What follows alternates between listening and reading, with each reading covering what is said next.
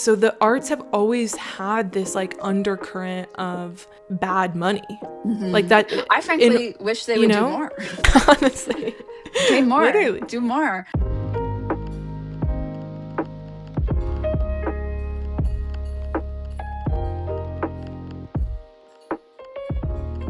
Hi, and welcome back to The Biased Cut. So the Met Gala was this Monday. It's always on the first Monday in May, and was possibly one of the more controversial years since it started. There were mass calls to boycott because of Jeff Bezos and Lauren Sanchez Bezos's involvement, both monetarily as sponsors and then also as co-chairs of the event. There were rumors about celebrities refusing to attend, most of which were speculative. The Met Gala has pretty much always been an event for rich people, where they can show off their wealth to some extent. It's a fundraiser after all. That's the point of fundraisers.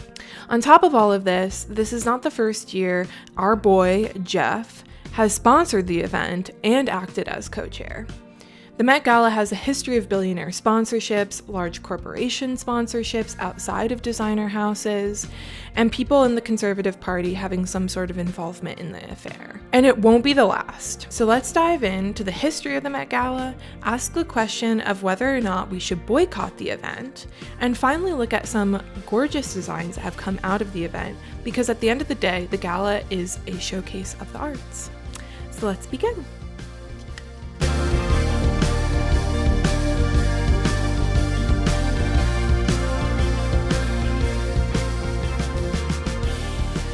Jumping into the history, I first want to point people to the YouTuber Abby Cox, who recently did a video really detailing in depth the kind of history of the Met Gala. She really goes into basically the ticket pricing structure, how much money's been raised, a lot of like kind of like nitty-gritty institutional parts of the event. And so I don't want to repeat everything that she said. So I'm pretty much just going to be looking at how historically how the Met Gala and the exhibition itself have kind of come together and what this says about like the fashion industry. So I'm going to point people in the direction of her video. A general rundown on the history. In 1937, the theater producer Irene Lewison and stage designer Aileen Bernstein come together, both with massive fashion collections, after realizing that there was no museum in New York City that displayed fashion. So they start the Costume Institute, which was originally called the Museum of Costume Art. They both had theatrical costume collections, so it was really like theater-based, and then it obviously evolved into costumes outside of theater. As early as March 1938, Vogue was advertising lectures on historical fashion hosted by the Costume Institute. So then in 1946, Lewison passes away and the Costume Institute merges with the Metropolitan Museum of Art and is given this new name. Unlike other departments, the Institute is self-funded. That's a part of the contract. So along with this merger and the need to self-fund, the Met Gala begins, originally called the Party of the Year. That's so cute. It's so cute.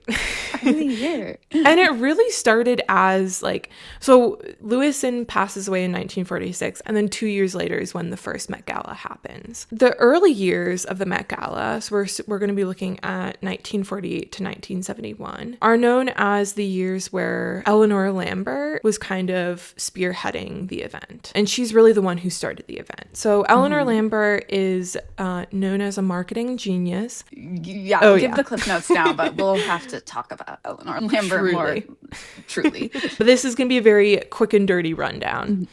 So she was responsible for New York Fashion Week, the launch of the Council of Fashion Designers of America, and started the International Best Dress List. The Institute holds its first fundraising gala because of her, and she dubs it again the Party of the Year. So to kind of understand her place in all of this, the Met Gala is run by someone who has been appointed chair of the fundraising committee. So she was essentially appointed the chair. They then work with the head of the Costume Institute and curators on staff to curate an exhibition that goes along with the gala. At the beginning, this was largely just showing off the collection. Some had more specific themes, but it really began as a way to celebrate the end of the year as a fashion industry kind of whole in New York City. And then by the 70s, there was more consistency with curating an exhibition that goes in tandem with the gala. So in these earlier years, the attendees didn't necessarily dress on theme with the exhibition. It was more of an evening to show off new designs. It was held at midnight. It was called the Midnight Supper in the fall. And it was not hosted at the Met. It changed locations pretty frequently, but pretty much just like on the Upper East Side. Because if people don't know, the Metropolitan Museum of Art is on the Upper East Side of Manhattan. Lambert says in 1948, for a long time it has been said that the fashion industry should have one big get-together each year. The committee hopes that this party will become an annual event as important as the Beaux-Arts Ball used to be. So slight shade to the Beaux-Arts Ball. But again, really just like, I think everyone in the fashion industry at the time really wanted this kind of like big fashion industry event. And this was the perfect opportunity to raise funds for the Costume Institute, to curate that historical fashion legacy and also have some fun. So in 1948, the cost of attendance was $50, which in today's currency is $660. Also, to be clear, the guest tickets were not the only donations that happened from the fundraising event. This is just the number the public is clued into typically. So another source of funding support comes from whoever or whatever company or designer house sponsors the event, and then covering the costs of hosting and oftentimes a donation. From the beginning, it's a wild success. They raised a ton of money, and it's essentially just steadily increased and increased and increased and increased. In the beginning years of the gala, attendance was kept to people in the fashion industry, so designers, magazine editors, stylists, models, although even then not that many models. It was really just an event to fundraise for the coming year's costs and for people in industry to get together to celebrate the past year, admire the work that had been done at the Institute, etc. Fast forwarding to 1972 up until 1987, people in the industry call this the Vreeland years. Diana Vreeland was the editor-in-chief of Vogue from 1963 to 1971 and started consulting for the Costume Institute and the Met after she left Vogue. So Vreeland is really the one to introduce special themes for the exhibitions, and then also brought the gala to the Metropolitan Museum of Art. So it's no longer at these like random venues. Vreeland's first exhibition that she co-chaired on with obviously the Costume Institute people is The World of Balenciaga in 1973. And it was a massive, massive hit. So it was a retrospective. It was the year after the designer's death, and the show was an ode to his decades-long career. That same year, the Met Gala happened. Oscar de la Renta designed the tablecloths for the dinner. Wow. Vreeland started inviting people outside of the industry from what she called her anyone who's anyone's Rolodex. That's so cool. Truly. It was a way to amplify the event and to like get more people kind of looking at it. So I think she was really the one to kind of like start the commercial side of the event, to start making it kind of this thing that existed outside of the fashion industry. And it was also like she really spearheaded this like putting on a big exhibition at the end of the year, because it tended to be at the end of the year, that was more thematic. 1976 and 1977, Jackie Kennedy Onassis, she served as the co-chair of the gala. So that was a massive year, having someone who was outside of the industry co-chairing on the exhibition, as well as the Met Gala itself. What was the reception to that with her being in charge? People really loved it. She was on the pulse, she knew she really was what she was doing. Exactly. And the outfits that she wore to the Met Gala those years are so cute. She's just so chic. She looked so cute. Some of those early 70s years even were such good outfits. Like, it was more so, again, just like dressing kind of in like your finest attire for the majority of guests. Some guests started to kind of take the theme more literally, but a lot of people literally just wore like their favorite outfits. Her post, I feel bad saying post Kennedy, but her post Kennedy years, she Yeah, she really delivered. And she delivered before too, Truly. but it was just like watching her adapt with the time, but still Yeah. like be her. I think there's something to be said about like the divorced woman or the widowed woman kind of like having like a post-divorce, post-widow looking good. So throughout the 70s and 80s, we just see more and more celebrities outside of the fashion industry coming in. So there was Diana Ross, Lee Radziwill. Yeah, Jackie's sister. Okay, I didn't know that. Yeah. Naomi Sims, who is an American model, Debbie Harry, a singer-songwriter, Ali McGraw, an actress, Margot Hemingway, Fran Lebowitz, Grace Jones, Brooke Shields. People are just starting to come more and more into the event. And then in 1983, there was the exhibition Yves Saint Laurent 25 Years of Design, which was the first time an exhibition was dedicated to a living designer. And so because of that, many of the attendees wore their best Saint Laurent outfits, pulled directly from their closets, in what was likely the first instance of dressing specifically to honor the theme by the majority of people who showed up. So tickets were $500, which today is $1,700. And then there also is this post-dinner dancing, which was also you had to pay for. And those tickets were $100 or $340 today. We are starting to see the tickets increasing in cost, but a lot of people just show up for the post-dinner dancing, which are cheaper tickets, and that still remains at the Met Gala. So you can get a cheaper ticket for the like after party, and a lot of celebrities actually choose to do that now because there's less attention and there's less like paparazzi, so you they can wouldn't kind walk of just the carpet if exactly you were to do that today. You just go and get to hang out with your celebrity friends and have a good time. Exactly. So I know SZA does that. SZA went one year and didn't like it. And so she has actually gone since then, just like to the after party. So she just doesn't go to the... So interesting though, to be like, because you'd think that all celebrities, the reason they go is for that publicity, to have that red carpet moment, because that's so iconic. I totally understand celebrities not wanting to have that, but I think it's so interesting to be like, no, I'm still gonna go. Like, I like that part. That it part is was also fun. It's interesting too, because we'll get into it kind of at the end, but there's a lot of like discussion of the vibe of the Met Gala, and a lot of celebrities don't like it. For many, many reasons. In 1987, the gala is dedicated to Diana Vreeland herself, who had left due to poor health. I believe she passed away in 1989, and so guests wore their most extravagant dresses to honor Vreeland's legacy. And so again, more people are dressing on theme in that way, but it was more so to honor her because she specifically loved to dress on theme or dress really extravagantly for the gala. So then 1988 to 1995, so we're almost getting to Anna, are the Pat Buckley years.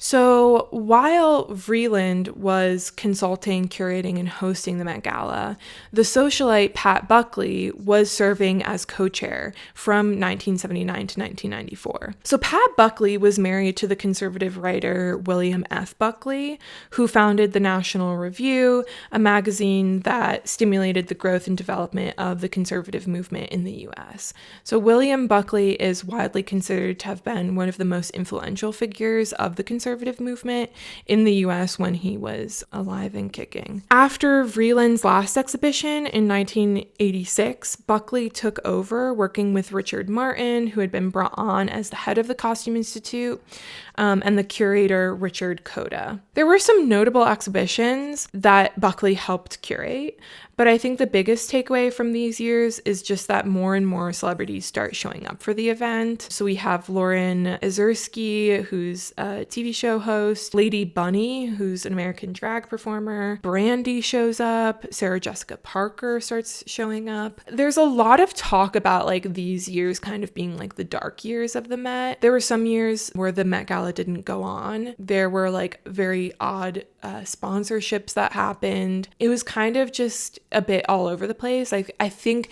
after Vreeland's passing, there was a scramble to try and figure out who the next like legacy would be. And I think in many ways, Pat kind of like swooped in because she had already been working with Vreeland. Right. Whether or not she like really had a clear vision is it seemingly like she didn't. I think she was kind of interested in the event. I wanted to mention her mainly just to show that like the Met Gala has not been this like liberal bastion since the beginning. Like it's a event for a large institution, so they're not like only hiring on people who like vote for Democrats or like are like liberal minded. Like they can't do that. And also like I think it just shows that like, and we'll get into it in a bit, but like you can't say that the Met Gala ever was solely a liberal place or this like very like open free place, because it just wasn't. Editing me is back.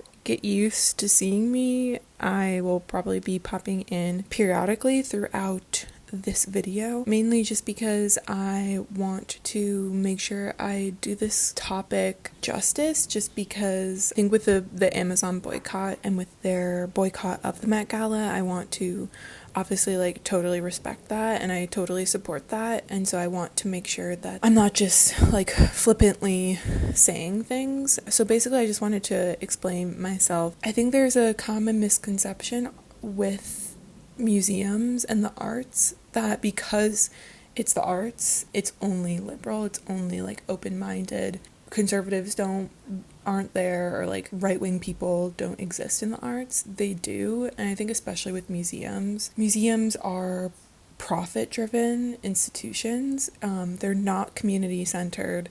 They're full of stolen goods. They're often ruled by the agenda of the board of the museum, which oftentimes are, if not always, are rich people who benefit from conservative politics and oftentimes are conservative themselves. Anyway, we'll get into more of kind of the history, obviously, as we go along, but I just wanted to pop in here and say that. Continue. It's an institution at the end of the day. You're gonna get all sorts of people through history too. Like, exactly. If anything, like it's probably become more liberal minded since, I mean, one could say pretty clearly, like since the 40s. Definitely. Very likely. Definitely. Definitely. I think it's so interesting too to like go into, Vreeland headed it for so many years and it became such an institution in that time. And then, when she left, there was a scramble. And I do think like as we're probably like nearing the post Anna Wintour years, I think, not to be disrespectful, but I think we'll be seeing that again. Big old scramble for what to do, how to do it. I think honestly, the Met Gala is where you're able to draw like the most connections between Anna Wintour and that scene in The Devil Wears Prada with Meryl Streep where she's like, no one else can, like, do you know what this is? Like, pulling this off. I think it's not as easy as people think it is. I think we're going to see a lot of people trying to swoop in and be that person, but it ain't that easy. And I think we're going to have a few dark years again. I definitely think so. I mean, I think Vreeland was really like this powerhouse. She really started to get the Met Gala to be where it is today and made it more and more popular.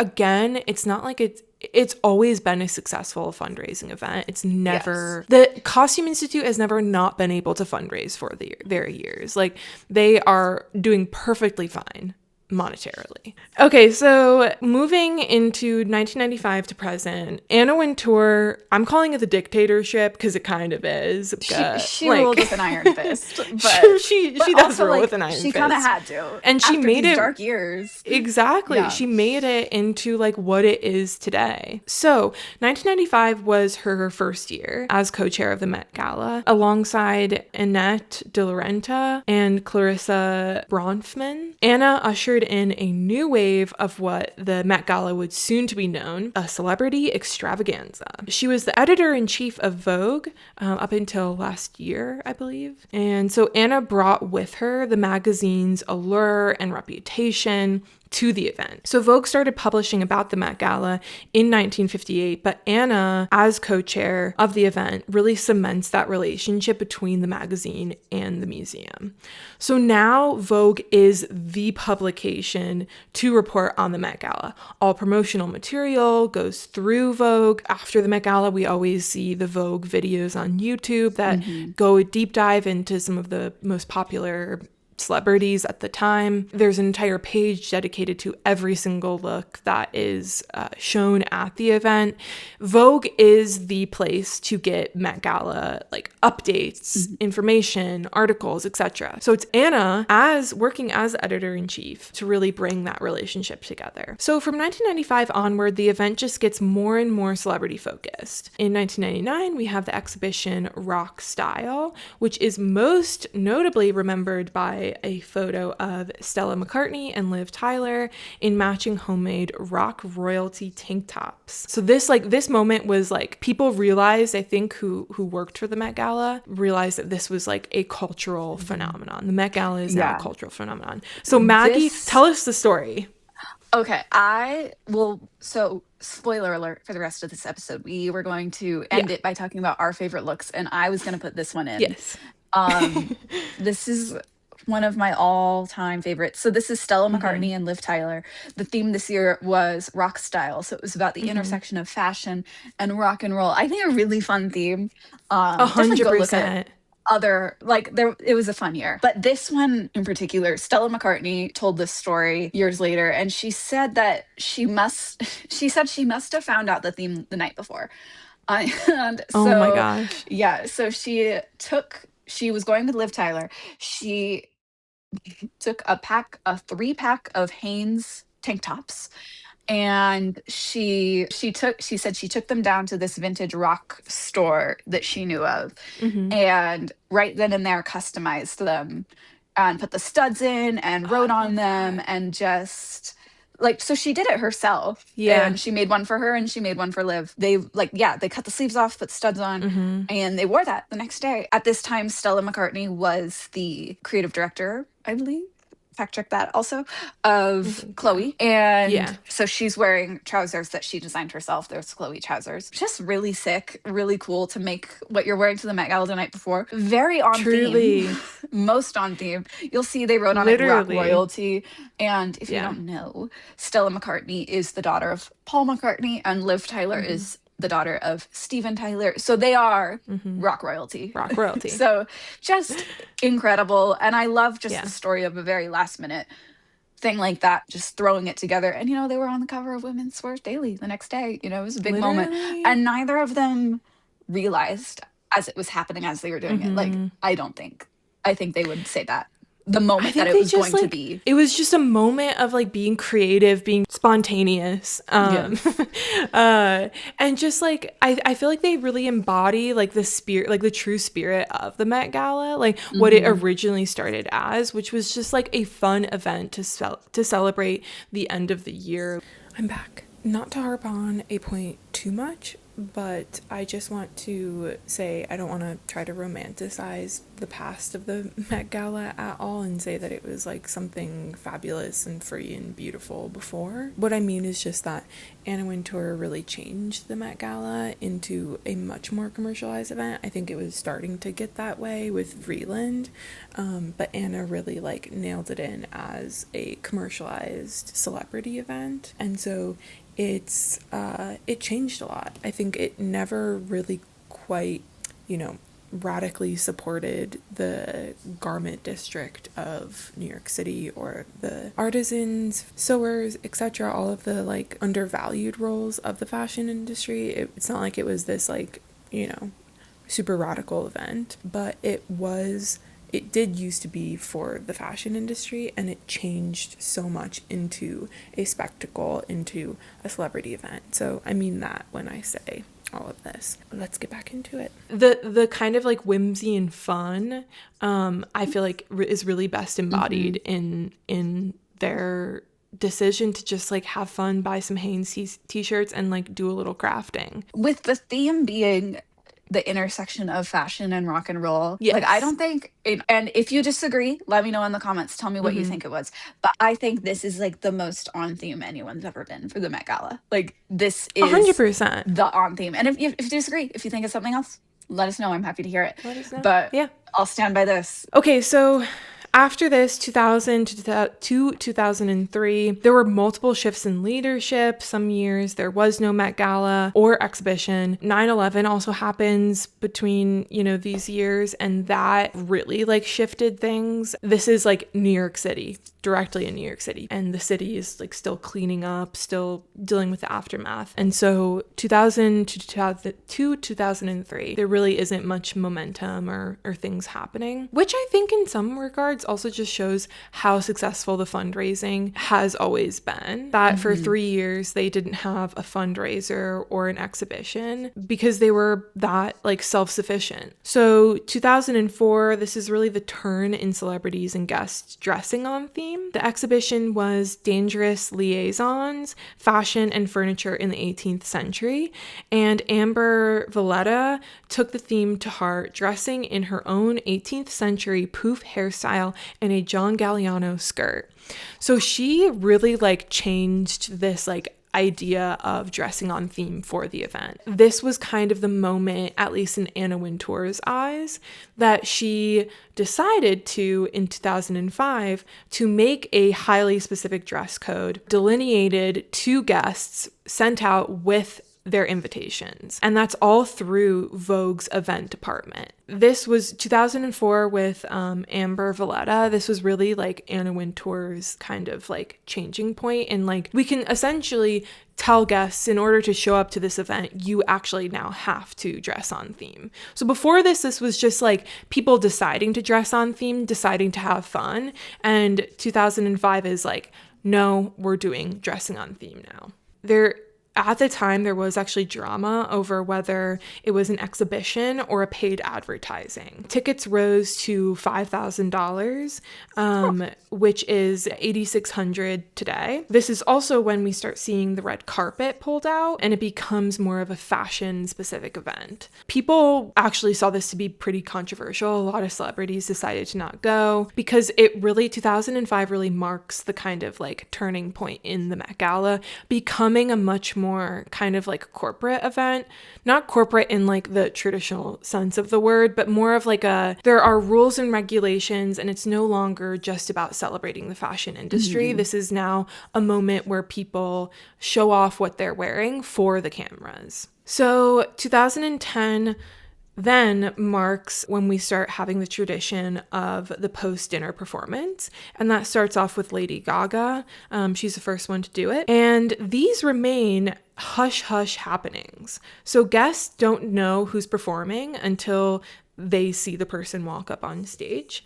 And they're meant to be enjoyed by gala goers and gala goers alone. Press and photographers inside the event are very limited, and you really just don't see a lot of like what's happening inside the event anymore. It used to be pictures where like you see the like what people are wearing to the event inside the actual event. Now there's more of a veil of what the public is allowed to see. And so the red carpet becomes the place where the public can see from the street. So I don't want it to sound like I'm like, we need to know what's happening in the private with the celebrities, because events should be private. Like we shouldn't be so obsessed that we like need to see every single waking moment of the inside of a celebrity event. But I think it's the fact that the red carpet for the Met Gala now is such a spectacle. It's such a public event. It's like there's so much build up to it that it's almost like they manufactured in some ways this veil of what happens inside, which just kind of feels like odd to me. Like I don't necessarily think that is something that only the Met Gala does. Like I think a lot of celebrity events do this, but I think it's just how much manufactured hype that Vogue and the Costume Institute create around the Met Gala to get the general public clued into what they're going to see on the red carpet. And then you have this like, you can only see them walking up the steps, and then you don't know what happens inside. It's like, okay, this feels really like they want us to be obsessed and obsessive in that way. And so it's just a little bit icky to me. So then 2020, the gala doesn't happen, but 2021, the gala did take place, but guests were live streamed by Vogue for the first time to satisfy the public's appetite for real-time views of fashion's most famous gala. And that's a quote from a Vogue article. So guests also had to be vaccinated, and they also wore masks except for pictures, and the guest list was also significantly reduced to accommodate health concerns. So now that Anna is no longer editor-in-chief of Vogue, a lot of people are questioning who will take over the Met Gala, when she will step down, and all of those little dramatic things. So that's like the rundown on the gala itself. Now we will go into, should we still support or pay attention to the Met Gala itself?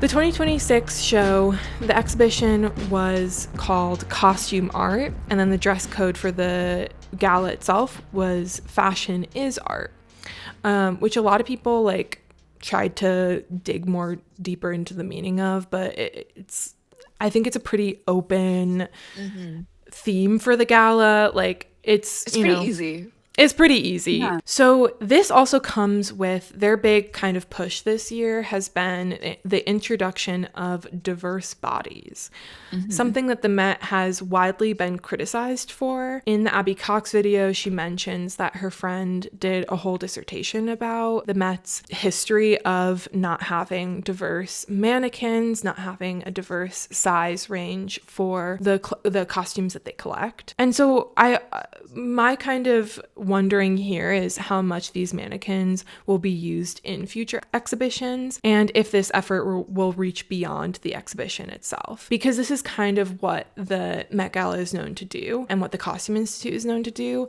They have these moments of like, we're celebrating diversity, but it kind of stops there. It kind of stops with the exhibition and the event. Right. Yeah. This is like a long time struggle, I think, for fashion and fashion history. It is tricky to when we're talking from a historical point. Like, obviously the Costume Institute is not just history, there's also modern things, but we're historians, so talking about the history. Well, I'll start with, I saw Sinead Burke is one of the co-chairs. If you don't know, she is a person with dwarfism, and they made mannequins of her body. She was part of an exhibition in Scotland at the National Museum in Edinburgh, called Body Beautiful. It's a great exhibition. Go check it out, take a look at it. But they did the same thing where they made mannequins of her body and other people's as well, to celebrate a more diverse body image. And I actually got the opportunity to go talk to some of the fashion curators down at the National Museum there. Really great experience. And we talked about that exhibition, and it was incredible. It was great. But a lot of it were new pieces, I believe, specifically made for that. And they explained to us that with history, unfortunately, all we have now are what people in, like, say the 1800s, the 1900s, what they at that time thought was worth preserving. So we do have a more limited collection, does that make sense, of like what we're able to show now. And that doesn't mean that these people didn't exist, obviously, and weren't here and a part of things. But again, unfortunately, like, that is just what we're left to deal with. But I'm glad that now, as historians looking forward, we can have a much more diverse collection, and we're much more wanting to showcase diversity and wanting to preserve diversity. But yes, it's tricky with the past, because you have to deal with what people in the past thought. I'm curious to see what they just do with these the mannequins that they made, because I think some of them are very specific. And also I think that there is and I've seen some people talk about the ethics of using a very specific person to cast as like a mannequin and then putting them outside of the clothing that they actually wore. And like, what do you do with that? Because so I think there's a lot to consider. I think it's cool that they ended up including this. And so on top of that, people have been talking about how OpenAI and Meta were both confirmed as sponsors for tables at the Met Gala. So that means that OpenAI and Meta invited celebrities to be guests at their table. That happens a lot with celebrities. And that's often how celebrities even get to the Met Gala. Yeah, they're not paying. Which again, They're not paying for their own ticket. No, the designer houses pay for their tickets, random companies pay for their tickets, as well as the clothing that they wear. Like, the clothing is loaned out. They're essentially like, you know, their advertisement for the Met Gala itself, for the company, for the designer. They're not paying for these $100,000 tickets. And I think people get that kind of confused. AI, tech, it's all bad. I genuinely do mean that, though. I want to just say that corporate sponsorships are not fabulous.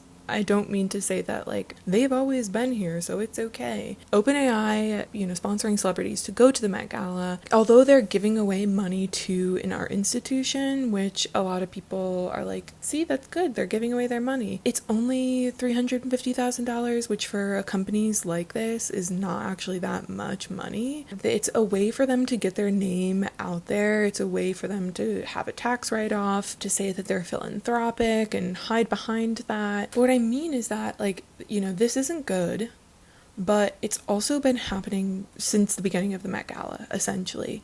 This is not the first time a tech company has bought a table at the Met Gala, has sponsored the Met Gala. I just think that calling it the Tech Gala is very misleading, in that I think it makes people who maybe don't know the history think that previous years were okay. The Met Gala was, like, you know, totally fine in 2019 or 2016, when, like, Apple sponsored the Met Gala in 2016. Yeah, I think that we should be critiquing OpenAI and Meta for being sponsors, or for sponsoring people, but also understand that this has been the history of the Met Gala and has never been good. Sometimes people like to act like we're in the end times, like everything's ruined, and it's like, no, this is how it is.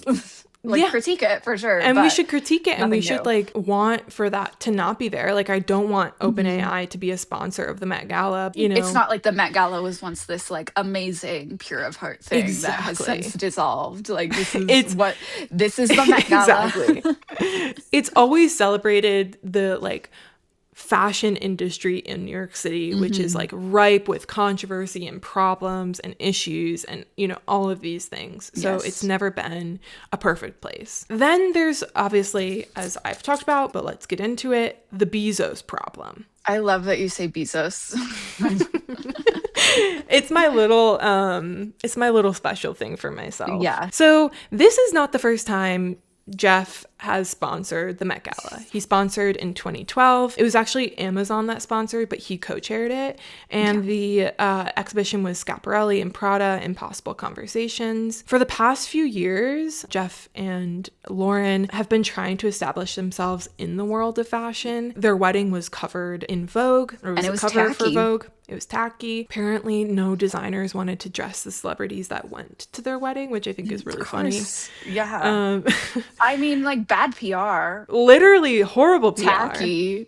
Exactly. They also attend Fashion Week, front row with Anna Wintour. They have some type of, like, relationship with Anna. But is their eagerness to join the fashion industry really all that misplaced? Why do we see these conservative billionaires as storming the gates of what appears people believe to be some sort of liberal bastion? The ultra rich have always been invested in fashion, have always been invested in designers, have always been invested in the industry. Yeah. Like, this is not something that is new. I think it's more so, like, their eagerness to join. It's more obvious than other conservative people are with their interest in fashion. And now that we're talking about this, I am thinking, like, okay, as we've been saying, this is nothing new, but I do think there's something sinister about how the billionaires right now are all so heavily associated with AI. And if you watched The Devil Wears Prada 2, spoiler, this is, like, that's a lot of what it is about, is, you know, this loss of artistic integrity. And, you know, all these tech guys have made this new tech, and their whole thing is like, we can make art too with our technology that we made. Look, I made this painting with my AI, and it's like, you're not an artist. So I do think there is some justified fear of these AI tech billionaires who are trying so hard to make it into this thing. Say what you want about Anna Wintour. Say what you want about her, but, like, she does prioritize artistic integrity at the end of the day. Like, she schmoozes with billionaires as she has to, but she cares about the art. So I think I think some fear, some concern is justified with that. So it's a different ball Definitely. game. But I also think like her working with the Bezos couple, I think is her being okay with this type of money and this type of endorsement and like having OpenAI a part of, you know, a table. Like I do think like the idea that like Jeff and Lauren are the reason why we should be boycotting the Met Gala just this year. Not that like this has always been the legacy of the Met Gala, of Anna Wintour's work with like billionaires and like, you know, bad companies who do not so great things. That relationship has always existed.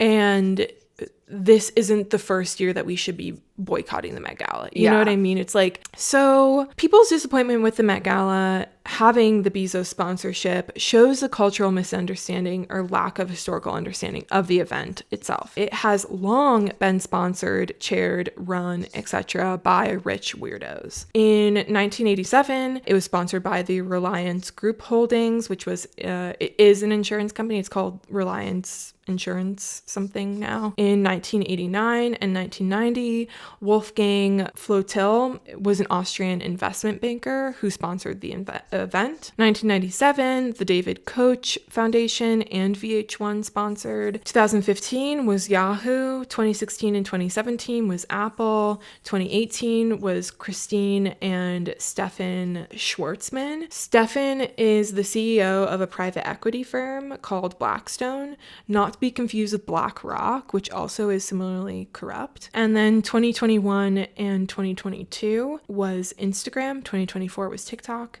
And then, as I already said, 2012 was Jeff Bezos again and Amazon. So it has a really, really long history of these kind of what people today would be like, that's a current controversial sponsorship. Why weren't we talking about it then? You know, and people were talking about it then, but it's just like, it's the online discourse of like, but I loved the like 2016, 2018, 2019 years of the Met Gala. Well, who was sponsoring that? Apple. Like, it's just, it's the hypocrisy that I think is, and I like, think people love to catastrophize too. Like, exactly. people love to be like, it's the end times, it's over, like it's everything's done. Because I remember that in 2016, what was it? It was Manus Ex Machina. That was the theme that year. It was all tech. And you know, that was the Apple year. And I remember there being all sorts of discourse of like, what have we, like, we've given into these things. And it's like, well, yeah, but then in 2018 we got Heavenly Bodies. So, you know, it's never over. What's interesting about the 2018 year is that that was sponsored by Stefan Schwartzman, who is the CEO of the private equity firm and is like part of the Conservative Party. It's the fact that people are like, oh, Heavenly Bodies was like so fabulous and so great. But it's like, yeah, it was, but it was also like funded by like a not so great guy. Like, but then for whatever reason this year, it's like not funded by, it's funded by a not so great guy that everyone knows is a not so great guy. And so therefore it's a bad year and we're going to boycott it. Yeah, exactly. Definitely did not mean that to like sound like it's like silly to be boycotting this year, because it's absolutely not. It's important to boycott this year. I think it's just, like I've kind of already been saying, it's just the fact that there's kind of almost a erasure in some ways of like the past protests that have happened outside of the Met Gala, the past like not necessarily calls to boycott, but the past like conversations of like this year, like, you know, the Apple year, like it's not a great year for the Met Gala. Like, I just want to make it clear that I did not mean to like say that the boycott shouldn't be happening. The boycott should happen. We shouldn't use this boycott as a way of saying that this is the only year that it's bad, that this is the only year that the Met Gala has been bad. That's really what I mean. Totally support the boycott again. Bye. So let's kind of get into some of the larger issues surrounding the event that I'm kind of like particularly interested in. The first being, we frequently see the same fashion houses over and over again for the event. With high ticket prices, you often see the same established fashion houses and not many independent designers, making it the celebrities' responsibility to purchase their own tickets and use new designers or young designers as the designers who they choose to go with. Unfortunately, not all celebrities are mega wealthy. They definitely, a lot of them are comfortable, living comfortably, and most of them are probably mega wealthy. But not every single celebrity that you see at the Met Gala can actually afford a $100,000 ticket. A lot of celebrities, like don't make that much money. A lot do. Plenty of the people we've seen recently don't. Like obviously they're rich. Like we know they're rich, but like $100,000 for one night is like a big chunk. Exactly. So I think, unfortunately, the responsibility of having smaller designers showcase at the event comes down to the celebrity being financially able to afford their own ticket and to afford that type of collaboration with a designer, because you often have designers like Balenciaga will buy out like a bunch of tables and they'll have however many people dressed in Balenciaga. All of these big fashion houses, it's advertising for them. So unfortunately, you tend to get the same designers over and over and over again. And even if a celebrity is able to pull together their own ticket and pick a independent designer, like that independent designer still has to have been rubbing shoulders with the Kardashian Jenners, which isn't easy, like exactly. It's still, Okay, so then we also have political figures attending the Met Gala. Because it's in New York City, there is a history of the mayor attending the gala. So Eric Adams went in 2022. He wore a jacket that was pretty controversial. It said "End Gun Violence," and people thought that it was performative, and there's a lot of like back and forth online discourse happening. Alexandria Ocasio-Cortez went in 2021, which was a very memorable moment because she wore a dress that said "Tax the Rich." People thought that to be very out of touch. So then, most notably, people have been talking about the fact that Zohran Mamdani publicly stated that he wouldn't be going to the Met Gala this year. It said that Mayor Mamdani has plenty of affection for the Met. It's an amazing museum. He explained his priorities lie elsewhere. Instead, he plans to refocus that attention towards affordability and making the most expensive city in the US affordable. Within that statement, like there is, like that's a very PR statement, but I think there's certainly a statement within that where he's like saying like, I'm not going to be a part of this. I'm not going to associate, which like good for him. I think it was also I'm sure his team made that decision too alongside him, because AOC and Eric Adams, both of their attendances at the Met Gala were like super controversial. People it didn't go over well. It didn't go over well, and like you can't really have like a socialist go to like a massive gala for rich people. Like it's just if you claim that you're a socialist, you probably just wouldn't go to an event like that. And it's crazy though, like just to think of how much the Met Gala has what it has turned into in the last like 30, 40 years, right? The idea of the mayor going to a fundraising event for the museum in the city, like, well, obviously, of course, be there. But with what it has become and with his policies, and it doesn't work. I think if anything, it would make me kind of look a bit sideways at that politician, because it feels like it's lost the like, this is for the arts, and it's now a celebrity event. And so what the event is has changed so much that I look at politicians who have gone and I've been like, ooh, that's kind of, I just don't love it. And there's plenty of art galleries and museums and in New York that like preservation societies that do need so much support. And I would love to see him. I think, I don't know, I'm not like on the pulse with what he's doing, so maybe he's done this, but I would love to see him go out and support some smaller groups like that. That would be awesome. I also found out after we recorded that Zohran Mamdani also made a statement about the garment district in New York City. So he was intentionally not going to the Met Gala as a way to show support for the garment district in the city. And he said, "The fashion industry is made possible by the thousands of workers behind the scenes, seamstresses, tailors, retail workers, delivery drivers, whose immense talent and dedication deserves to be celebrated." So this was for ID magazine, I believe. He was a part of the collaboration of showing different workers who work in the garment district in the fashion industry in New York City.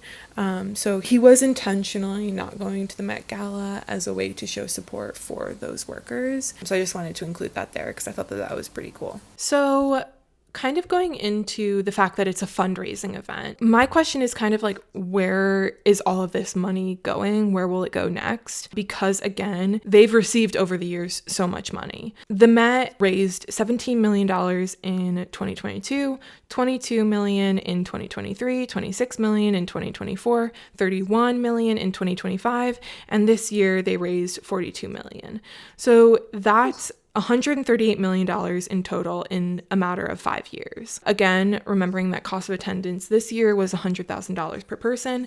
And this is not the only way that they're getting fundraising money. In addition to the paying for the sponsorship of the event itself, the sponsor tends to also donate money to the Costume Institute. So Jeff Bezos and Lauren Sanchez donated $10 million as part of their contribution, in addition to sponsoring the event. There's also what the Costume Institute calls Friends of the Costume Institute, which started in 2002. It's an invited group of patrons who provide critical support to the museum and the Costume Institute, enabling the department to acquire objects for their collection. The group engages with insider access to exhibitions and gatherings, and the annual dues for this are $12,000 a person, a portion of which is tax deductible.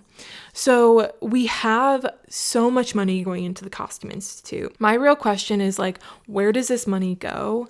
How much of this goes to pay their workers, keep the lights on, cover basic costs? With the idea of how much money they are pulling in, where are additional funds going? I looked into some of their initiatives, like their diversity initiatives, or how the Metropolitan Museum of Art interacts with the public of New York City, of school systems in New York City. They have various internship programs for high school students. There's various internships, fellowships for sure, that some of which are targeted towards people from low-income backgrounds. So when we recorded, I wasn't super certain about the nature of the internships, so apologies, but basically what I found was that there's actually only one internship that they allocate to someone from a low-income background, and aside from that, there are no other types of internships or fellowships that are targeted towards any type of DEI initiative, which obviously DEI has been destroyed in the Trump administration. It's literally just one internship that is from outside funding that goes to supporting someone from a low-income background, but it's every other year, and it's only one student, it's only one person. And also the internship is for the Metropolitan Museum of Art. It's not for the Costume Institute. So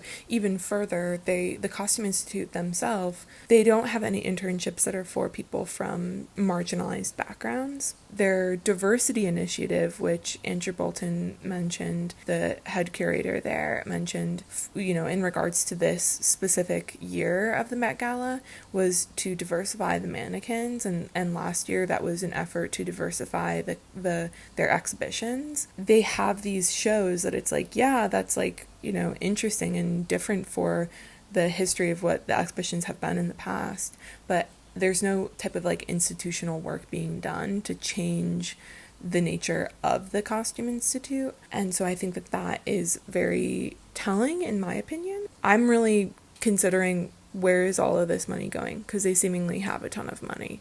And that's from an outside perspective. I could be totally wrong. And so this kind of like eases into the conversation of exhibitions. I didn't kind of explain myself in the moment. This attempt to create more diverse exhibitions along with where the funding is going to create more institutional changes. So that's why I kind of like all of a sudden start talking about exhibitions, just to kind of ease that transition a little bit more. But their exhibitions themselves have tended, like the Black Dandies exhibition was really their push to create more diverse exhibitions. It's just a question of like where this like additional money is going, and what they're doing to kind of back what Andrew Bolton himself has said to be, an attempt to diversify the museum, to bring in more voices to the museum. I mentioned the Body Beautiful exhibition in Edinburgh at the museum there. When I talked to one of the curators there, we asked her, like, yeah, would you use this mannequin again? And she told me what I said of like, we don't have that many pieces. Like, we'd love to, it's a priority. And from what I know about National Museum in Edinburgh, especially the costume department, funds aren't flowing very freely, you know, like, and that's the case for most museums. Definitely. While Edinburgh has that excuse, like that valid excuse of like, we don't have any, like, to get a piece in your collection, you either have to buy it or borrow it, which comes with shipping and all these costs. It's so expensive. And the funds from these museums are very much limited. But the Met does not have that excuse, as we've covered with how their funds. So we're going to go into this idea of it being a spectacle and this event being a place to view celebrities.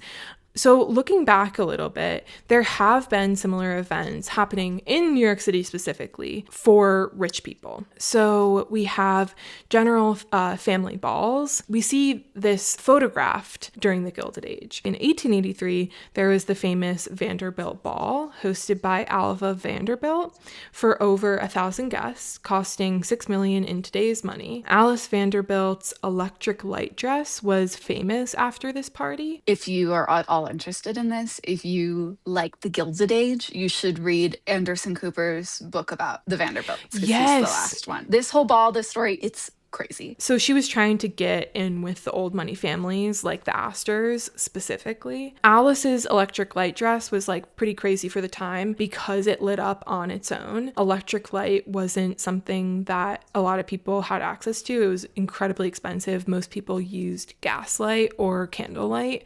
And even then, gaslighting was like very expensive too. So the fact that she was wearing an electric light dress was pretty massive and also was a very, very specific display of wealth. Some other standout costumes from this are Kate Strong, who they used to call Puss, which is crazy, but she dressed as a cat. And there was a woman, Constance Reeves Borland, who dressed as a hornet. A lot of people got their references for this ball from a book called, I believe it's called Fancy Dress, or Dedicated to Fancy Dress or something, but it was a book that showed how to dress for a fancy ball. Or a fancy dress party, which I'll talk about in a second. But even though this was like, a different time, people were still very clued into the event. Apparently, throngs gathered to see which guests were dressed in which costumes, and eventually the police had to come in and create some type of order in the crowd. So people, like the average person who wasn't wealthy, couldn't attend this event, came to the event to see what people were wearing. In 1897, there was the Bradley Martin Ball held at the Waldorf Hotel. It was meant to stimulate the economy after the Panic of 1893, which preempted the Great Depression. Attendees dressed as historical royalty. It cost $9.7 million in today's money, and people at the time criticized it for being a ridiculous display of excess. But despite Cornelia Martin's efforts to encourage her guests to order their costumes locally, they gave them a couple weeks to basically talk to your like local tailor, talk to your local costume designer. Even though they tried to stimulate the economy in this way, majority of the people who attended the ball ordered their costumes from outside of the country. So then there were also like openings of opera houses. The Metropolitan Opera House had their grand opening in 1883. The Metropolitan Opera House was created for new money because they weren't allowed at the Academy of Music. And so they basically created the Metropolitan Opera House for this specifically, but it was a big fashion event as well. And then there were also fancy dress parties. So people would throw these parties or balls and require guests to come in costume, sometimes fitting historical or contemporary themes, and other times requiring just a costume generally. These parties could become the event of the season and would be detailed in newspapers and other periodicals. The public was less clued into these events visually up until the invention of the camera in 1816, if not the daguerreotype in 1839, which was the first commercially successful camera. So even then, descriptions of how people dressed were seen in newspapers and society papers throughout the 1800s and into the early 1900s, and they were soon accompanied by those photographs and visual media. So it was a display of wealth to the world around them, not just to other wealthy people. As the years have gone by, the spectacle has just gotten bigger and bigger and bigger as we gain more access to images of the wealthy widely dispersed. Obviously, what's different about these events in comparison to the Met Gala is that at the end of the day, the Met Gala is a fundraising event. These were just balls for people to attend. So the Met Gala specifically is a fundraising event, but I think this idea of spectacle still kind of like remains. I think the event has turned into what the old balls used to be. At this point, the Costume Institute has so many revenues for income, not just from the gala. They have a long list of consistent donors. They have the Friends of the Costume Institute program. The list goes on and on. With the help of Anna Wintour, it has turned into a commercialized event. The original event celebrating the work in the fashion industry from the past year has come and gone. We are witnessing clued in only so much to essentially a fancy dress party. We are clued into the theme. We watch them walk into the door, and then we don't see anything else. The inside of the event is not streamed for the public like other award shows. The red carpet is the spectacle that's for us. If we removed ourselves from the equation, if we removed the cameras, the articles, the videos, would this event even be that highly attended and sponsored? Would celebrities even go? I honestly don't know. I'm kind of just like throwing that out there. At the end of the day, the event is for us. It's for the average person. It's for us to gawk over, to theorize what we would wear, but we'll never be invited inside the event. Even people who physically work on the garments that are seen on the red carpet rarely ever make it in. The artisans who do all of the beadwork rarely are making it in there. It's not for the fashion industry anymore. It's for the Costume Institute and for the celebrities who attend it to advertise themselves. It's for the newspaper headlines and the viral posts. It's for the spectacle of wealth, of extravagance. One thing that has frustrated me about some of the online discourse that has been circulating this year about the gala is that I saw someone, and I'll quote this: "The elitism on display this year seems to be particularly crass given the sponsor of the event, given the state of the world, given everything that's happening in the fashion industry at the moment, as if the history of the event doesn't exist." It has pretty much always been a crass display of wealth. If you really boil it down, I think the original starting of the event had good intentions. It had to cover the costs of the Costume Institute. At this point, it's just not that. It's not that anymore. Okay, so I feel like the end of this kind of just got a little bit kind of wild, but I think in order to kind of transition into looking at like our favorite looks from the Met Gala, I don't want it to seem like we're disregarding everything that we just talked about and being like, let's just look at clothing. I just wanted to end out the video kind of like looking at some fun fashion moments, because there have been a lot of really cool fashion moments from the Met Gala that I think, because the themes force or encourage designers to step outside of their like typical wheelhouse, I think it can be really cool. I don't think that we should be focusing all that much attention and energy onto the Met Gala, which I feel like, this video is quite literally doing. I also just want to call attention here to, and I didn't learn of this until after we recorded, but a bunch of Amazon workers, as well as like Whole Foods workers, and I believe a couple other companies in New York City, a bunch of their workers came together to do like a counter like runway show against the Met Gala. A lot of the designers there are immigrants, which is like so super cool, and so it was a way to kind of like go against the fashion that's happening, and there were some like really fun looks. It was really cool, and I think I wish that I had known of this before we did this recording, because I think that would have been a lot more fun to kind of like look at those looks and do like end on that. But I really think that ultimately, alternative places for fashion to emerge are the most creative and fun and interesting. In the festival episode that we did, we talked about Afropunk. There are like so many cool looks that have come out of Afropunk.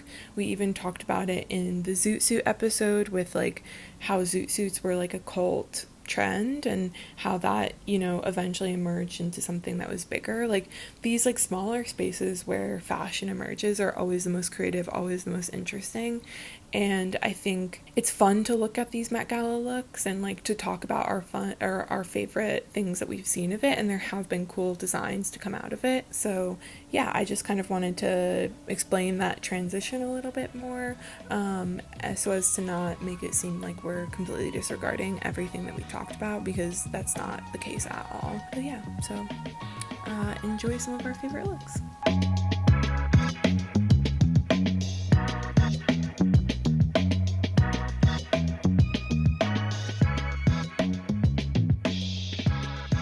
Let's get into the looks. So 2026, this year, some of our favorite looks have been Emma Chamberlain in Mugler. I think she crushed it. She really took the show. Gorgeous dye work. Like it kind of. Yes. I was kind of mad because it kind of like set my expectations up high at the beginning, and then it wasn't really. I know. It wasn't really that great from there on out.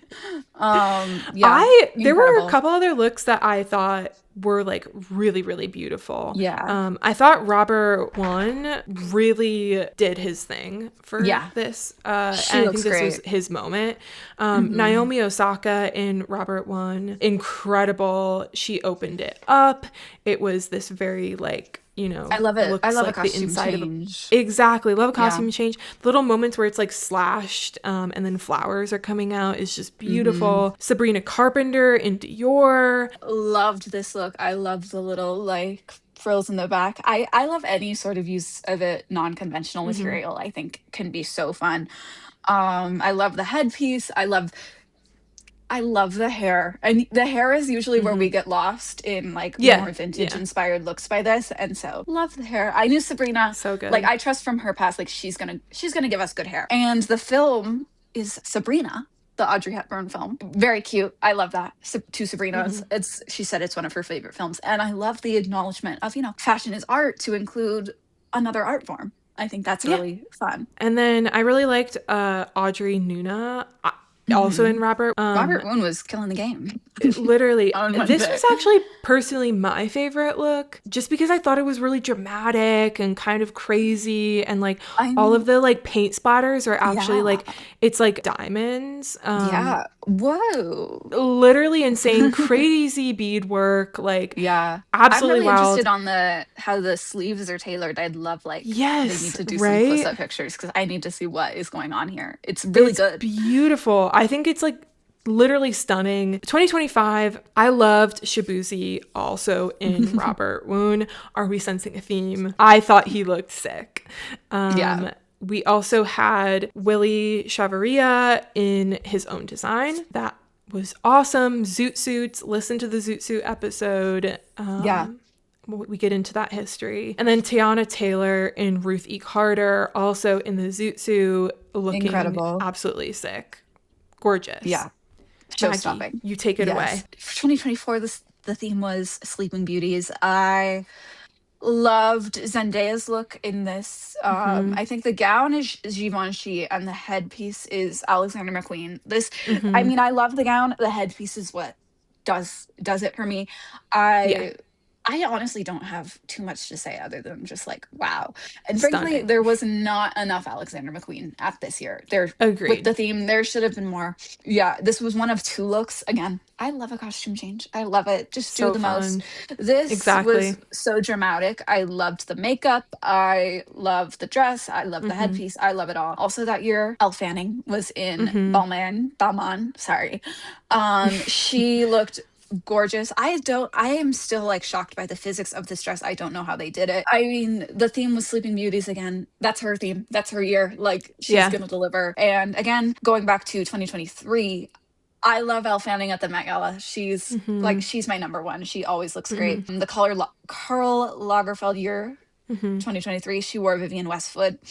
She had done a photo shoot with Karl Lagerfeld when she was a young girl, and he had put daisies in her hair, so she wore this daisy headpiece as an homage to him, which I thought was really sweet.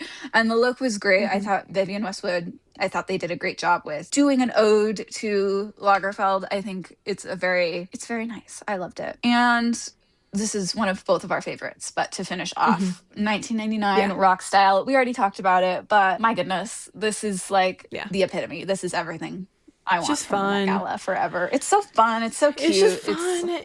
It's crafty. Yeah, It's creative. like, exactly. And I think all of these looks, I think what I'm really trying to kind of like close with, there has been some truly beautiful design that's come out of the Met Gala, specifically again because these themes really push designers to do something out of their wheelhouse. Everything else totally sucks, and like, am I a big supporter of the Met Gala and of the Costume Institute? Not really. Like, I'm just not, and that's my own. Look at it every year.